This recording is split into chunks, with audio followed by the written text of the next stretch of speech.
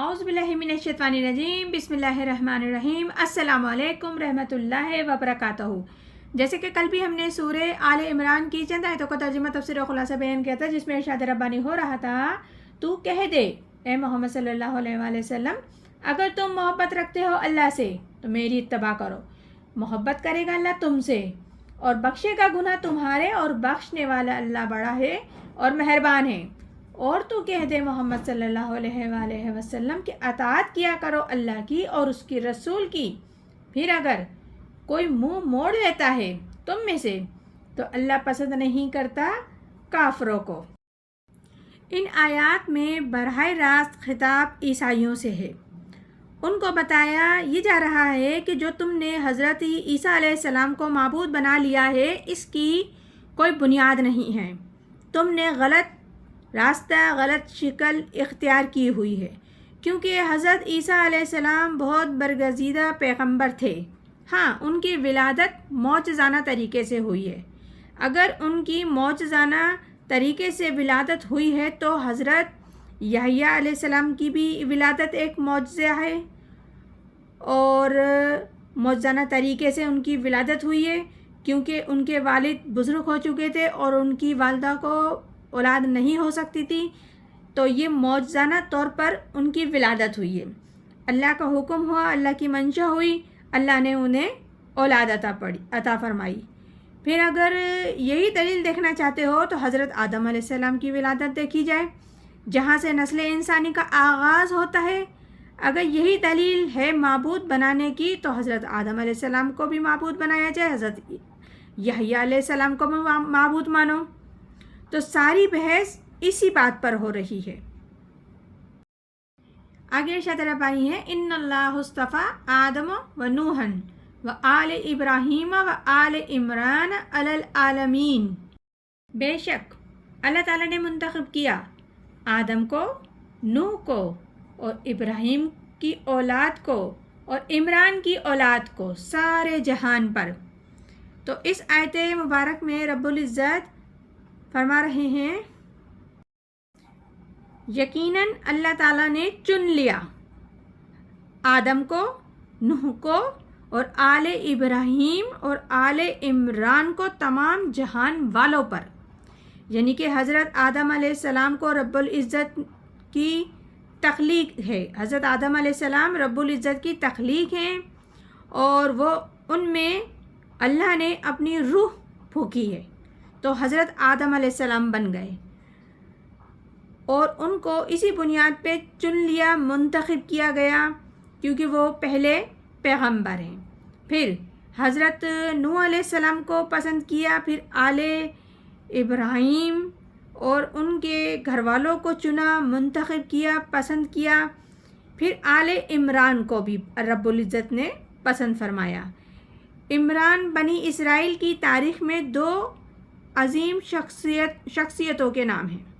ایک تو حضرت موسیٰ علیہ السلام کے والد کا نام بھی عمران تھا، اور ایک حضرت مریم علیہ السلام کے والد کا نام بھی عمران تھا۔ تو اس آیت میں حضرت موسیٰ علیہ السلام کے والد کی طرف بھی اشارہ ہے، لیکن آگے سارا معاملہ حضرت مریم علیہ السلام کا آ رہا ہے، تو اشارہ حضرت مریم علیہ السلام کے والد کا بھی ہو سکتا ہے۔ آگے ارشاد ربانی ہے، ذریۃ بعضھا من بعض واللہ سمیع العلیم۔ اولاد تھے ان کے بعض دوسرے بعض کی، اور اللہ سننے والا اور جاننے والا ہے۔ تو اس آیت میں رب العزت فرما رہے ہیں کہ ظاہر بات ہے یہ سب ایک دوسرے کی نسل سے ہیں، ایک دوسرے کی اولاد سے ہیں، جیسے کہ نوح علیہ السلام حضرت آدم علیہ السلام کی اولاد سے ہیں، حضرت ابراہیم علیہ السلام حضرت نوح علیہ السلام کی اولاد سے ہیں، پھر ان کا پورا خاندان بنی اسماعیل، بنی اسرائیل ان کی اولاد میں سے ہے، اور اللہ تعالیٰ سننے والا ہے اور جاننے والا ہے تمام باتوں کو، جو وہ آگے سے کرتے ہیں، جو وہ پیچھے سے کرتے ہیں، جو وہ دماغ میں رکھتے ہیں۔